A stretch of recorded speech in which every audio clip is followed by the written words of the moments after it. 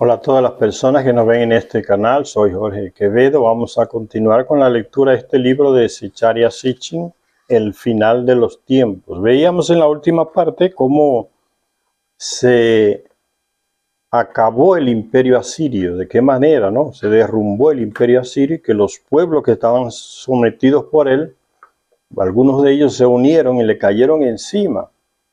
El fin de los imperios siempre es parecido, decíamos. Y Zecharia Sitchin dice, ¿cómo fue posible que ese gran imperio cayera? Y él dice, es que los dioses no solamente se fueron o lo abandonaron, o sea, le quitaron su apoyo, sino que también se fueron de la tierra, dice Zecharia Sitchin. No solamente se fueron del país de Asiria, sino que se fueron del planeta Tierra. Eso dice Zecharia Sitchin. Y sigue diciendo él, y entonces se inició el capítulo más asombroso, el capítulo final, dice Sitchin, de la saga del retorno del planeta, de los dioses, en el cual la ciudad de Harán, ahí en el norte de Asiria y en el sur de Turquía. Recuérdense que esa ciudad fue fundada como una copia de la ciudad de Ur, que estaba aquí en el sur de Irak, y le fue encomendado el gobierno a un hijo de Enlil, Nagnar Sin, el dios Sin. Entonces él mandó a erigir esa ciudad de Harán en el norte ya, de lo que hoy es Irak, y era como una segunda Ur. Entonces ahí se le rendía culto a él también, ¿no? Ahí tenía él una residencia y un templo con servidores y todo en Ur. Dice, y entonces se inició el capítulo más asombroso, el capítulo final de la saga del retorno, en el cual Harán iba a jugar un papel clave, la ciudad esa de Harán. La sorprendente cadena de acontecimientos tras el hundimiento del imperio asirio comenzó con la huida a Harán de los miembros de la familia real asiria. Los miembros de la familia real huyeron de la ciudad que fue conquistada y pasada a fuego por los pueblos que ellos mismos tenían sometido anteriormente. La familia real igual pasa hoy. Los reyes de Europa tuvieron que huir muchos a América, a las colonias americanas acá. Por ejemplo, los de Portugal, cuando Napoleón entró a Portugal, los reyes de Portugal huyeron hacia la colonia que tienen aquí en América, que es Brasil. Se repiten las mismas cosas, ven, la caída de los imperios. Los alemanes huyeron todos, fueron llevados para Sudamérica, para Estados Unidos, para Holanda, para Canadá. Los principales jefes, ¿no? Las familias. Siempre sucede lo mismo. Dice, la sorprendente cadena de acontecimientos tras el hundimiento del imperio asirio comenzó con la huida a Harán de los miembros de la familia real asiria, buscando allí la protección del dios Nagnar Sin. Los huidos reunieron a los restos del ejército asirio y proclamaron a uno de los refugiados reales rey de Asiria, estando en Harán. No cogen cabeza, como dice el pueblo, ¿no? Salen huyendo de Asiria, se instalan en Harán, le piden la protección a ese Anunnaki, Nagnar Sin, y vuelven y nombran un rey de Asiria, que ya no están en Asiria, ¿no? Pero el Dios de quien había sido la ciudad de Harán desde muy antiguo no respondió. En el año 610 a.C., las tropas babilonias conquistaron a Harán y dieron fin a las persistentes esperanzas de los asirios de volver a hacer algo más. Querían volver a ser de nuevo imperio asirio, ¿no? Y en Harán eligieron un rey de Asiria, en la nostalgia de lo antiguo, del poder anterior. Les resulta difícil aceptar que ya no son lo que eran. La competencia, ni los mismos llamados dioses lo defendieron. La competencia por el manto de sucesión al legado de Sumer y Akkad había terminado. Ahora lo llevaba en solitario y con la bendición divina el rey de Babilonia. Una vez más, Babilonia gobernaba las tierras que una vez compusieron el santo Sumer y Akkad, el imperio de Sumeria y Akkad, ahí en el sur, Mesopotamia, hasta tal punto que en muchos textos de aquella época a Nabopolassar se le dio el título del rey de Akkad.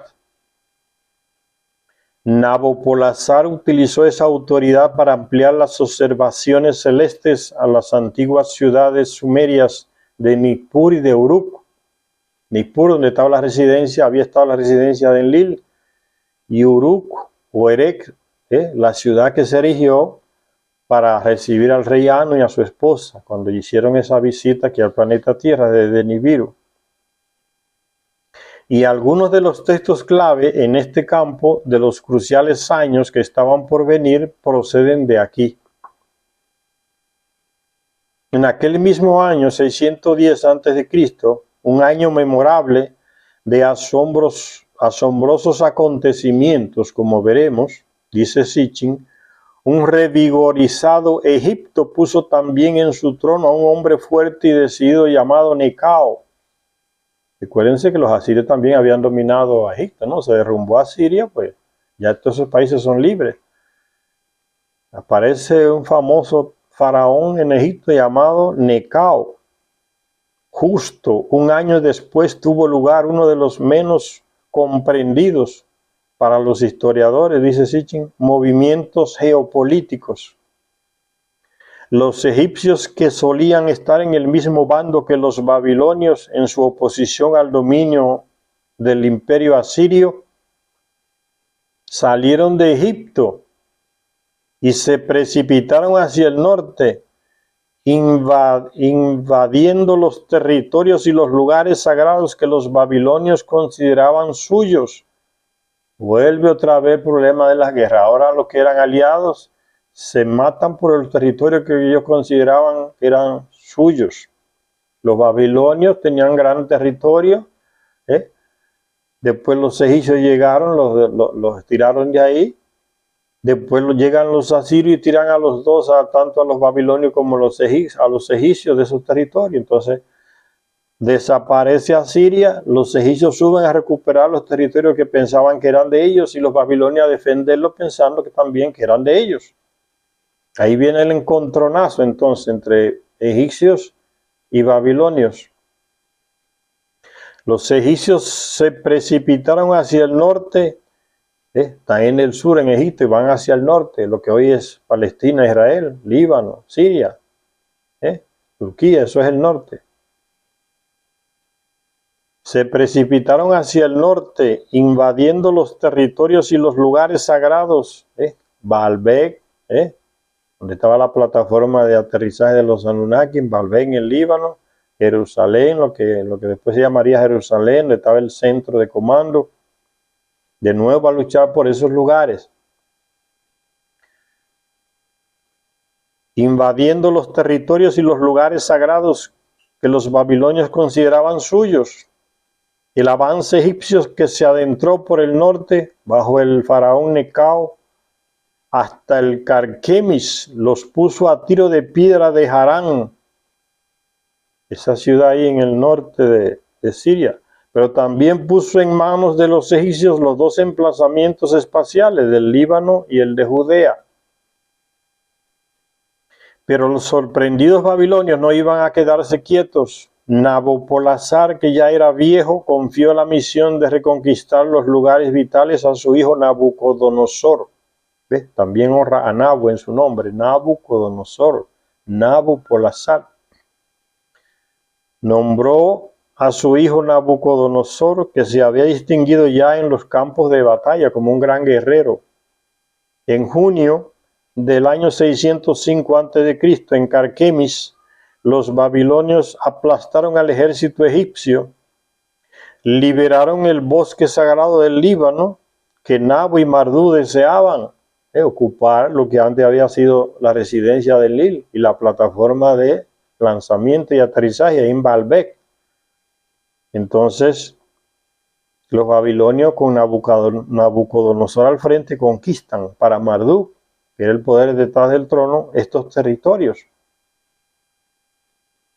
Y persiguieron a los egipcios en su huida hasta la península del Sinaí. Nabucodonosor solo se detuvo en su persecución cuando le llegó desde Babilonia la noticia de que su padre Nabopolassar había muerto.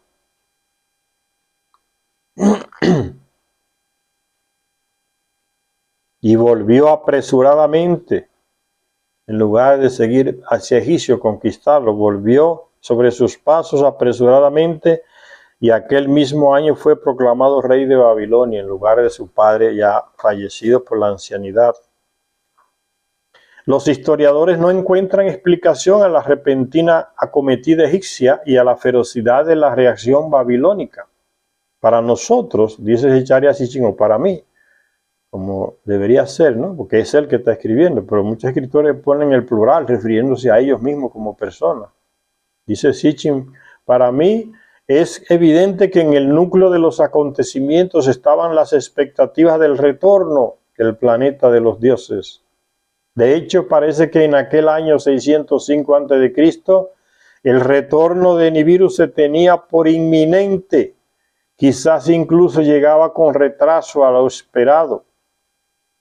Pues fue aquel mismo año cuando el profeta Habacuc en el Antiguo Testamento comenzó a profetizar en nombre de un tal Yahvé en Jerusalén, prediciendo sorprendentemente el futuro de Babilonia y de otras naciones. El profeta le preguntó a Yahvé, ¿cuándo llegaría el día del Señor? Un día de juicio sobre las naciones, incluida Babilonia. Y Yahvé le respondió diciendo, escribe la profecía, explícala claramente en las tablillas, para que se pueda leer de corrido.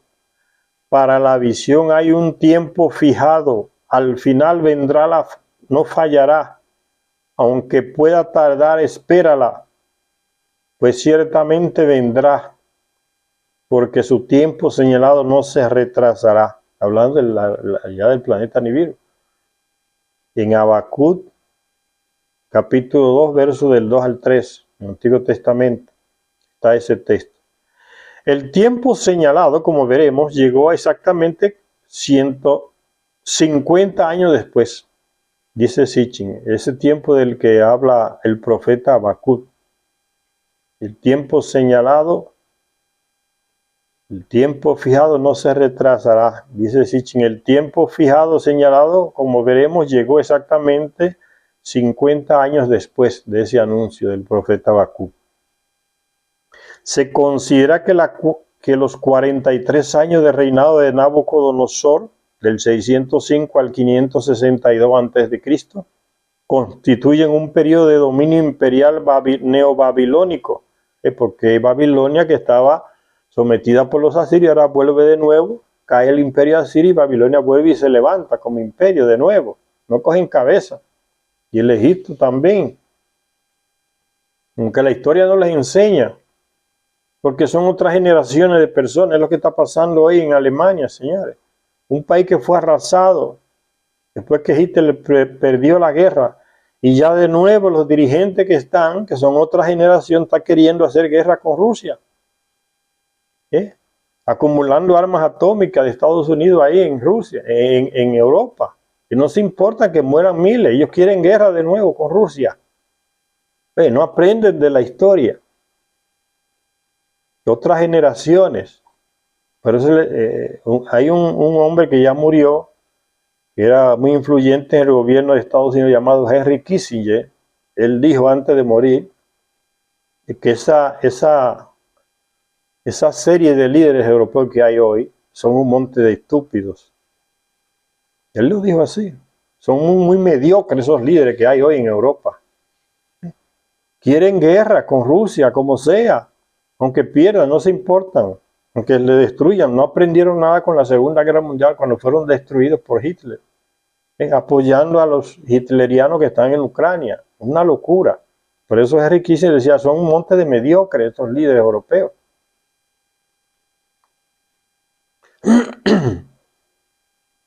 Y entonces sigue diciendo Sitchin, se considera que los 43 años de reinado de Nabucodonosor constituyen un periodo de dominio imperial neobabilónico, un periodo marcado por acciones decisivas y movimientos rápidos, pues no había tiempo que perder. El inminente retorno era ahora el premio de Babilonia. Para que la ciudad estuviera dispuesta ante el esperado retorno, se emprendieron rápidamente enormes trabajos de renovación y de construcción. Su punto focal era el recinto sagrado, cuyo templo, el Esagil de Marduk, en Babilonia, al que ahora llamaban simplemente Bel o Baal, el Señor. ¿Ve? Ya dejaron de llamarle Dios. ¿Ve cómo va avanzando la mentalidad terrestre con relación a los Anunnaki? Ya van dejando esa costumbre de llamarle Dios, porque ven que el tipo está viejo. No son eternos. Mira cómo está envejeciendo. Y nos decían que eran eternos. Y nos prometían vida eterna si le servíamos en todo. Y es falso. Mira, está viejo, cansado aquí. Entonces ya le dejaron de decir Dios, le llamaban Baal. El Señor, Baal. Ya nada del Dios Marduk, al que ahora llamaban simplemente Bel o Baal, el Señor, significa. Fue renovado y reconstruido ese templo, con las 7 alturas de su sigurat listas, los 7 pisos, listas para contemplar desde ellas el cielo estrellado y ver por dónde estaba ubicado Nibiru. Ya se esperaba la llegada inminente, ¿no? Entonces hay que arreglar todo, sobre todo la residencia de Marduk ahí en Babilonia. Ahí era que iba a ser como el recibimiento triunfal de la vuelta del planeta y de la nueva visita de Anu aquí también, a Babilonia. Pero una esperanza que había entre esos reyes. Al final de estos tiempos entonces regresarán. Es la expectativa.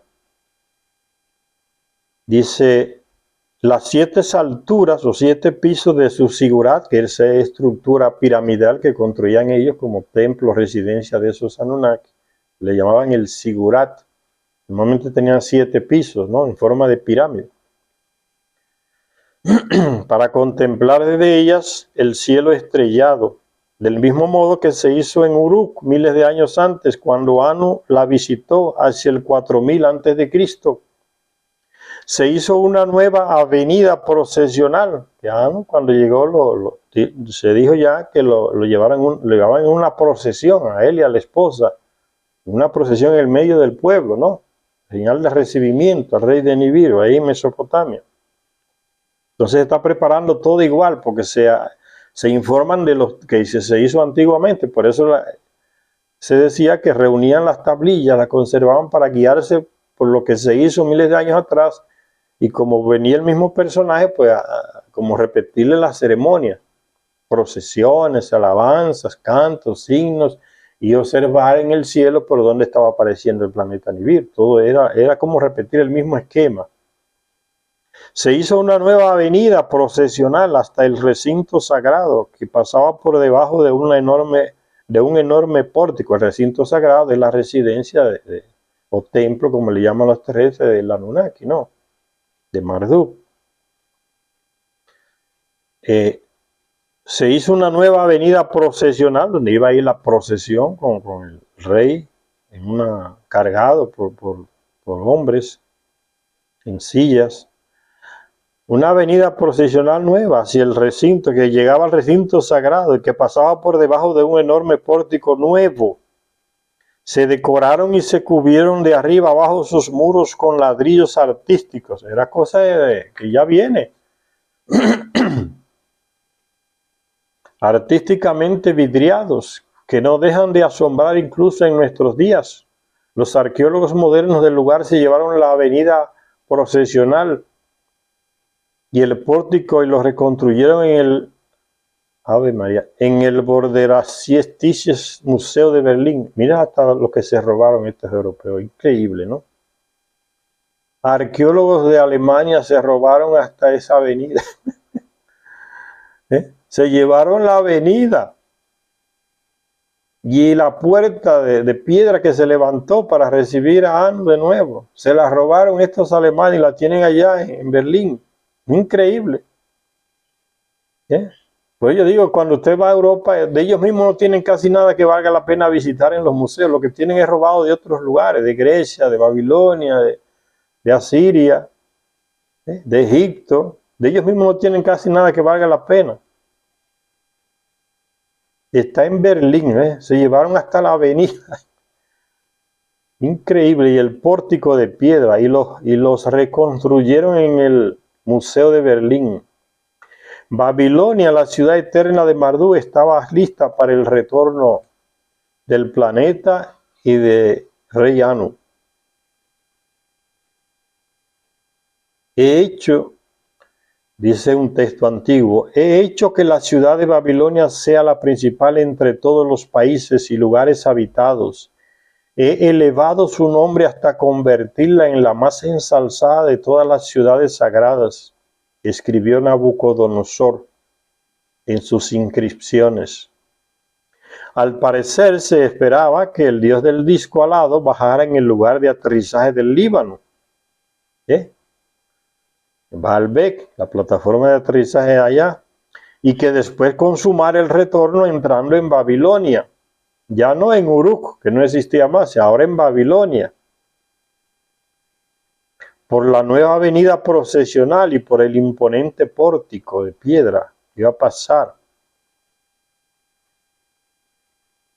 Un pórtico que llevaba el nombre de Ishtar, la nieta y amante del rey Anu, Inanna o Ishtar, que también engañó a los tres diciéndole que ella era una diosa. Se la pasaba viajando de aquí para allá y agarrando hombres por aquí para allá, el que le diera la gana, ¿no? Teniendo hijos con ellos también.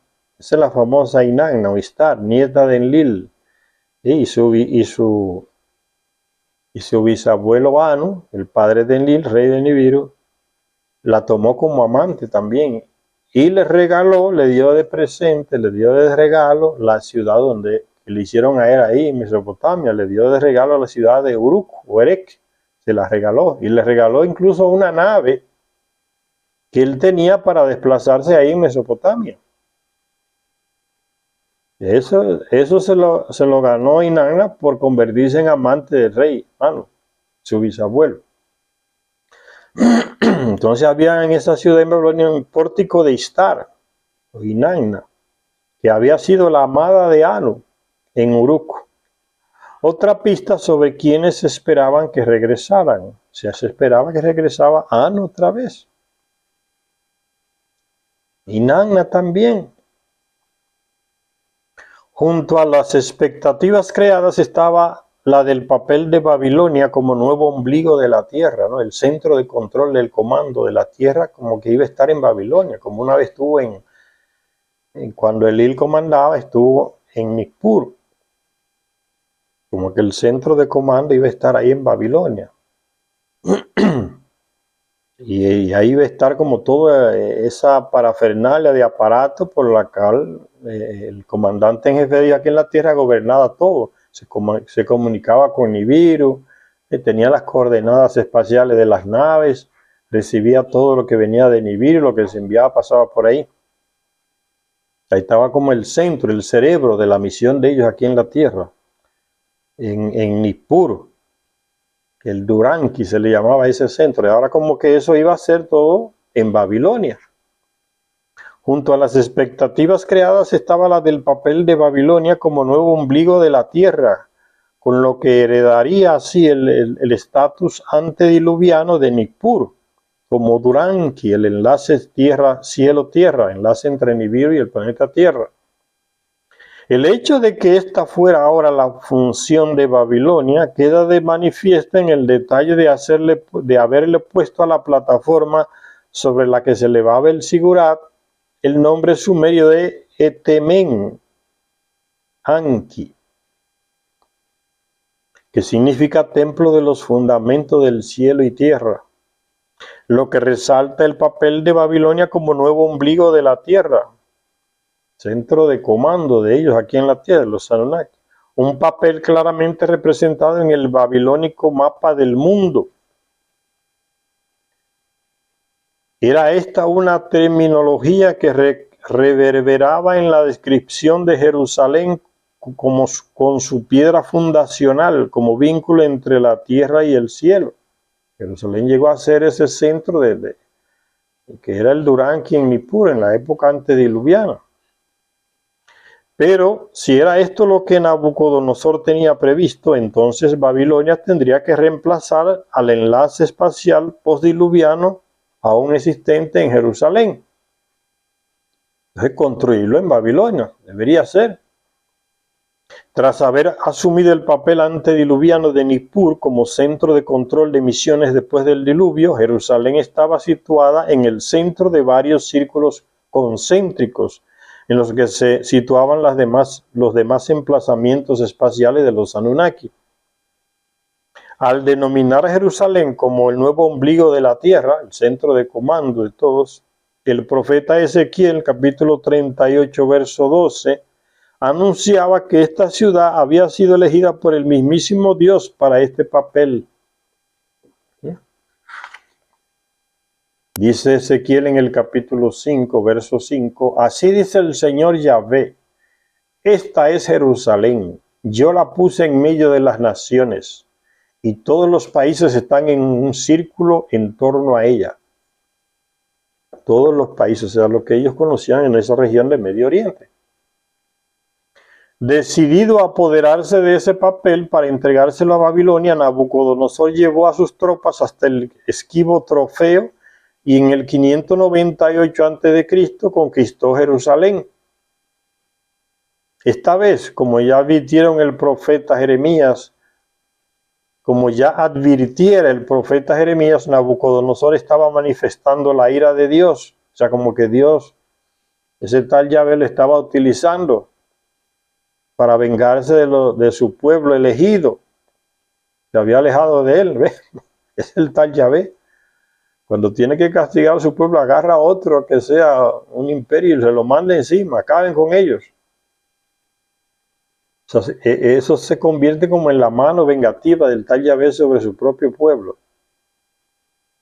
Y esta vez, como ya advirtiera el profeta Jeremías, Nabucodonosor, rey de Babilonia, estaba manifestando la ira de Dios contra el pueblo de Jerusalén, pues sus habitantes habían recuperado el culto de los dioses celestes, Baal, que es Marduk, el sol, que es Sin, y la luna, y las constelaciones. En el libro 2 de los Reyes, capítulo 23, verso 5, una lista que incluía claramente a Marduk como entidad celeste. De los profetas hablan de esta gente, señores. Privando de alimentos al pueblo de Jerusalén mediante un asedio que duró 3 años, ¿no? Rodeó la ciudad por 3 años, imagínense. Y acaba la comida, la gente a veces tiene que comerse entre ellos. Esos asedios que hacían en la antigüedad. Privando de alimentos al pueblo de Jerusalén mediante un asedio que duró 3 años, Nabucodonosor se las ingenió para someter a la ciudad y para llevarse cautivo a Babilonia al rey de Judea. Entró y conquistó. Llamado Joyaquín. También se llevaron al exilio a los nobles de Judea y a la élite culta, entre ellos al profeta Ezequiel, así como a miles de sus soldados y de sus artesanos. Se les hizo residir a orilla del río Jabur, allá en Harán, cerca de Harán, su hogar ancestral. La ciudad y el templo en sí quedaron intactos en esta ocasión. Nabucodonosor no destruyó la ciudad, no le metió fuego a Jerusalén. En esta vez, la ciudad y el templo en sí quedaron intactos en esta ocasión. Pero 11 años más tarde, en el 587 a.C., los babilonios volvieron en masa, actuando en esta ocasión, según la Biblia, a voluntad propia, no porque el tal Yahvé se los pidiera, para castigar a los de Jerusalén, sino por voluntad propia volvieron los babilonios y para arrasar con todo. Los babilonios prendieron fuego al templo que Salomón había construido. En sus inscripciones, Nabucodonosor no ofreció explicación alguna, salvo la habitual, para cumplir con los deseos y para complacer a mi Dios Nabu y Marduk. Y para complacer a mis dioses Nabu y Marduk. Esa fue la explicación que él dio de por qué volvió a Jerusalén y la arrasó, para cumplir las órdenes que le dieron Nabu y su padre Marduk. Nabu era hijo de Marduk. Pero como pronto veremos, la verdadera razón fue muy sencilla. La creencia de que Yahvé había partido y ya no estaba más en Jerusalén. Entonces ahora podemos entrar, arrasar. Ese que la protegía ya no está ahí, se fue. La destrucción del templo fue un acto infame y escandaloso, por el cual Babilonia y su rey, que previamente los profetas habían calificado como vara de la ira de Dios, como que Dios lo estaba utilizando, serían severamente castigados. La venganza de Yahvé nuestro Dios, venganza por su templo, se cruzará con Babilonia, anunció el profeta Jeremías. Un Dios vengativo, ese Yahvé. La venganza es mía, dice Yahvé. El oro y la plata son míos, dice Yahvé. Está en el Antiguo Testamento. ¿Para qué quería Yahvé oro y plata? Porque no era ningún Dios para utilizar eso. Se vengaba igual que cualquier terrestre. La venganza es mía. La gente a veces lee la Biblia y no lee estas cosas, esas partes. Y espiritualiza todo en las iglesias, las religiones. No se trata de eso. Esto es historia. Jeremías dice, venganza por su templo, se cruzará con Babilonia, anunció el profeta Jeremías, capítulo 50, verso 28. Jeremías anticipó la caída de la poderosa Babilonia y su destrucción a manos de invasores del norte, acontecimientos que se harían realidad pocas décadas después, y proclamó también el destino de los dioses a quienes había invocado Nabucodonosor, que eran Marduk y su hijo Nabu. Dice Jeremías en el capítulo 50, verso 2. Anúncienlo y háganlo oír entre las naciones. Levanten bandera, háganlo oír, no lo callen. Digan, ha sido tomada Babilonia, se desmayó Bel, confuso está Marduk. Los que le dijeran al terrestre que eran dioses ahora están confusos, aterrorizados, se desmayan del miedo, porque lo van a invadir, los van a destruir, no pueden hacer nada. La magnitud del castigo divino sobre Nabucodonosor estuvo en proporción directa a su sacrilegio de entrar y destruir Jerusalén, su templo. Enloquecido según las fuentes tradicionales por un insecto que le llegó al cerebro a través de la nariz. Según fuentes tradicionales dicen que Nabucodonosor murió loco por un insecto que se le metió por la nariz y le llegó al cerebro. Se dice qué insecto sería eso. Nabucodonosor murió de una muerte cruel en el 562 a.C. y lo ven como castigo divino de la mentalidad religiosa. Ni Nabucodonosor ni sus tres sucesores, y no lo salvó ni Marduk ni Nabu, que decían que eran dioses. Cómo fue cambiando la mentalidad entre los terrestres. Ellos también mueren. Nacen, crecen y mueren como nosotros, aunque tengan un ciclo de vida distinto. Sigue diciendo Sitchin, ni Nabucodonosor ni sus tres sucesores de sangre, que serían asesinados o depuestos, vivieron para ver llegar a Ano a las puertas de Babilonia. Esperanza vana, no resultó el esperar la llegada. De hecho, Ano nunca iría a Babilonia. aun cuando Nibiru sí que regresó, porque es su órbita, ¿no? Es un hecho que las tablillas astronómicas de aquella época registraron observaciones reales de Nibiru, alias planeta Marduk. Algunas se reportaron como augurios, por ejemplo, una tablilla catalogada como con la letra K y el número 8688, que informaba al rey que si Venus se viera delante de, es decir, si saliera antes que Nibiru, las cosechas se perderían. Pero si Venus saliera detrás, es decir, después de Nibiru, la cosecha del país saldrá bien. De gran interés para nosotros es un grupo de tablillas escritas, dice Sitchin, en Babilonio tardío y encontradas en la ciudad mesopotámica de Uruk. Aquella ciudad, recuérdense que le construyó a Anu y después a él se la regaló a Inanna, que se convirtió en su amante. Se encontraron esas tablillas en Uruk. En ellas se ofrecen los datos y se las robaron para Europa.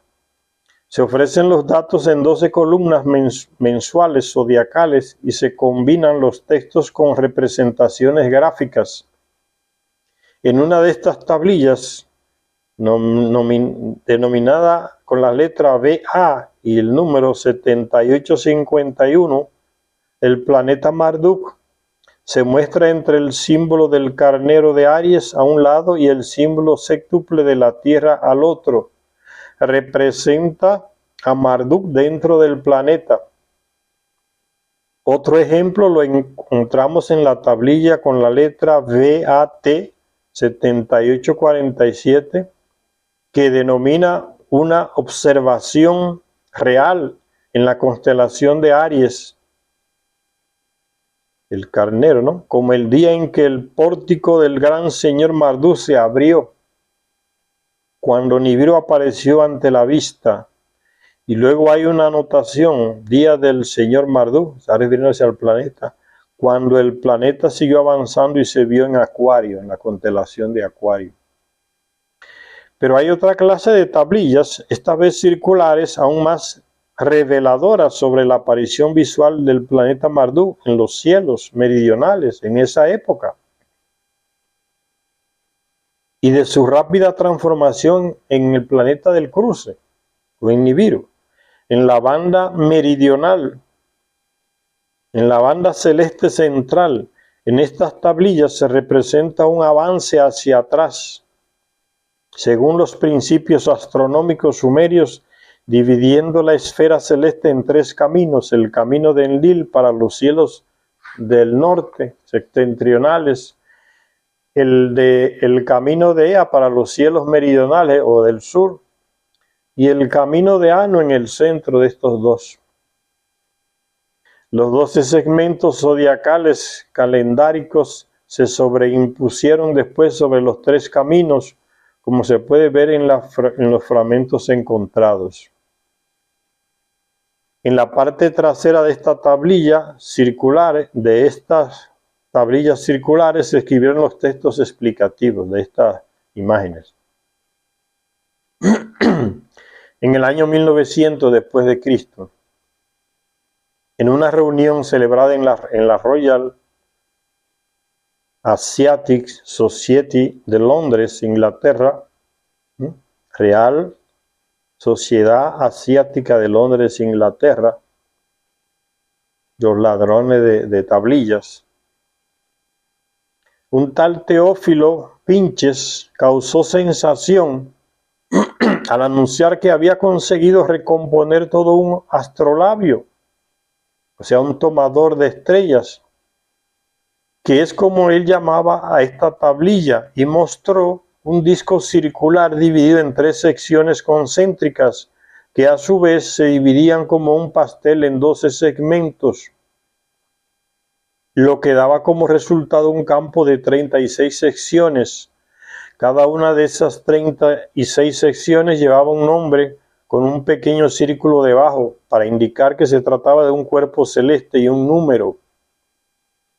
En cada sección aparecía también un nombre de mes, de modo que Pinches los enumeró del 1 al 12, comenzando por Nisan, el mes de Nisan. La presentación de su trabajo causó una comprensible conmoción, pues ahí había un mapa celeste babilónico, dividido en los 3 caminos de Enlil, de Anu y de Ea, o Enki, que mostraba qué planeta, estrella y constelaciones se observaban y dónde se observaban, según cada mes del año.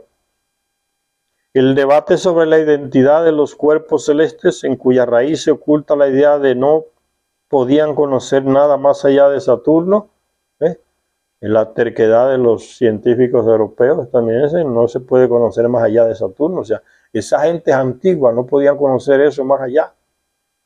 Sí que lo conocían porque se lo informaron los Anunnaki, pero estos tercos no lo aceptan. Entonces tenían esa mentalidad a la hora de leer esos textos. Por eso les era complicado aceptar las conclusiones de este tal Pinches en las reuniones ahí que tuvieron.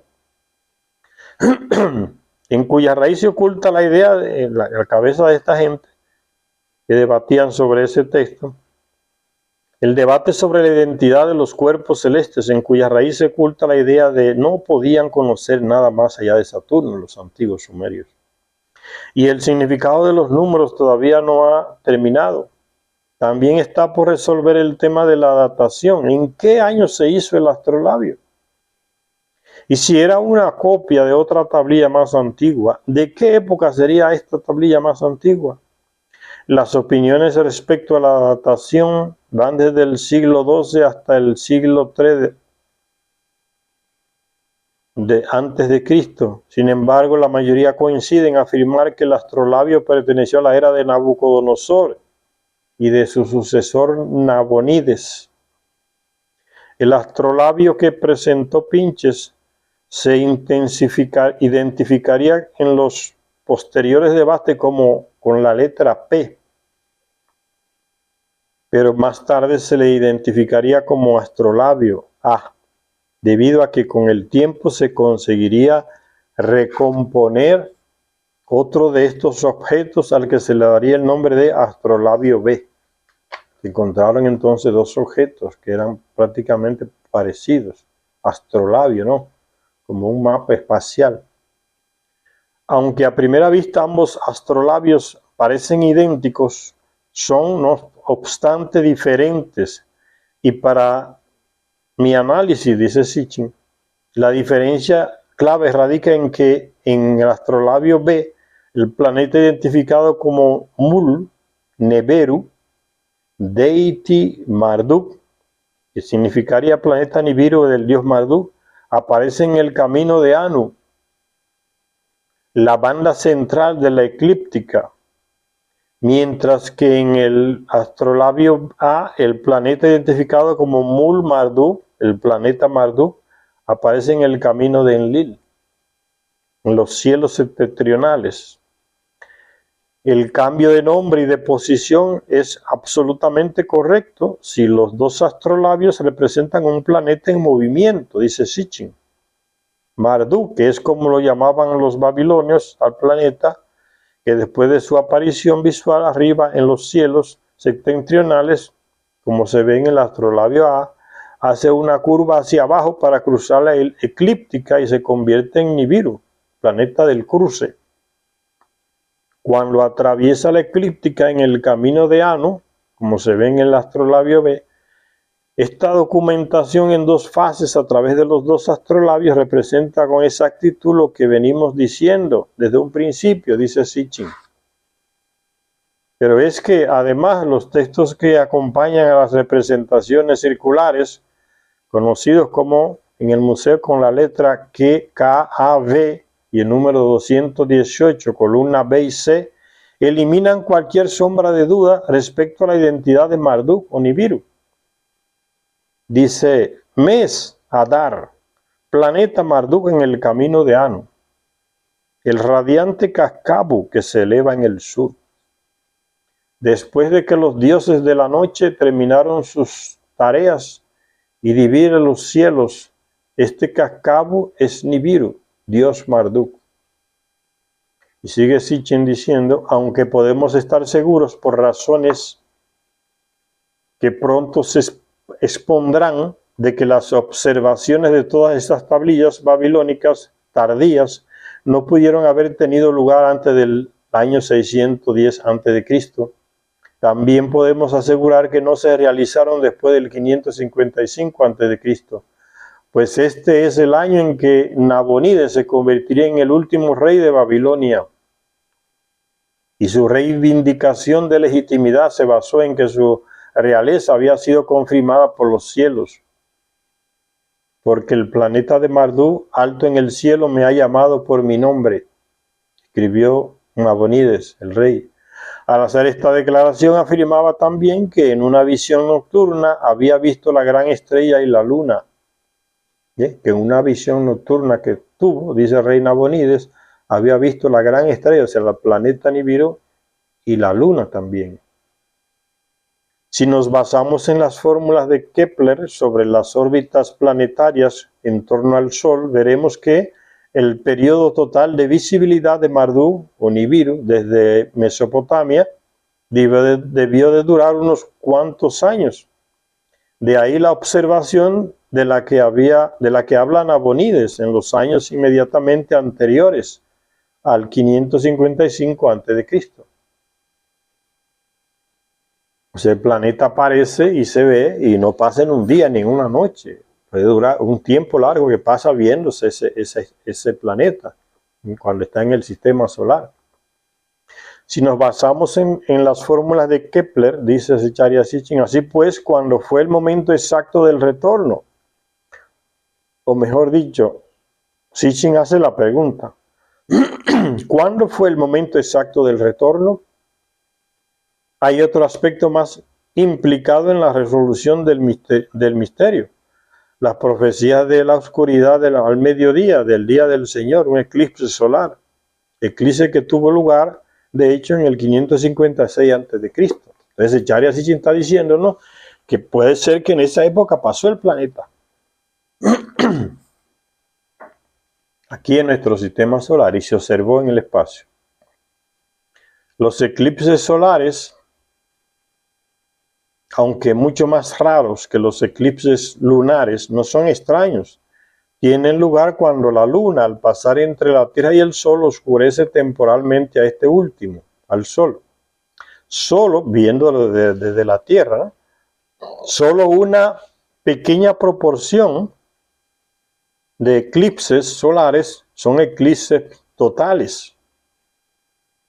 La extensión, la duración y las franjas de oscuridad total varían de una vez a otra debido a la siempre cambiante danza orbital entre el Sol y la Tierra y la Luna, junto a la revolución diaria de la Tierra y su cambiante inclinación del eje. Pero por raros que sean los eclipses solares, en el legado astronómico de Mesopotamia nos encontramos con importantes conocimientos sobre este fenómeno, al que denominaban Atalu Shamshi, el eclipse solar. Las referencias en los textos sugieren que entre estos antiguos conocimientos acumulados no solo aparece el fenómeno, sino también la implicación de la luna en el proceso. De hecho, en el año 762 a.C., hubo un eclipse solar cuya franja de eclipse total pasó sobre Asiria y vino seguido por otro en el año 584 a.C. que se vio en todo el arco mediterráneo y se contempló como eclipse total en Grecia. Pero entonces, en el año 556 a.C., hubo un extraordinario eclipse solar, no en un momento esperado, sino se debía a los movimientos predecibles de la luna. ¿Pudo estar causado por un tránsito de Nibiru inusualmente cercano?, se pregunta Sitchin. Entre las tablillas astronómicas pertenecientes a una serie denominada Cuando Anu es planeta del Señor, hay una catalogada con las letras B, A, C, H, Shamash, RM, que habla de un eclipse solar. El fenómeno observado quedó registrado en las líneas de esta tablilla. Dice así: al principio el disco solar, no en un momento esperado, se oscureció y permaneció en el resplandor del gran planeta. El gran planeta Nibiru. El día 30 del mes fue el eclipse del sol. Se pregunta Sitchin, ¿qué significa exactamente que el sol oscureció? Permaneció en el resplandor del gran planeta. Y Sitchin responde, aunque la tablilla en sí no proporciona información alguna sobre la fecha de ese eclipse, creemos que la frase que hemos destacado arriba indica claramente que aquel extraordinario e inesperado eclipse solar fue provocado por el retorno de Nibiru, el gran planeta resplandeciente. Pero los textos no explican si la causa directa fue el planeta o en sí o los efectos de su resplandor, atracción gravitatoria o magnética sobre la luna.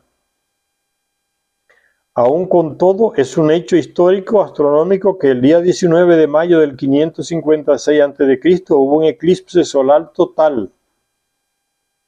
Como se puede ver en este mapa realizado en el Centro de Vuelos Espaciales de la NASA, el eclipse fue grande, importante, pues se vio en amplias áreas y su aspecto fue muy singular.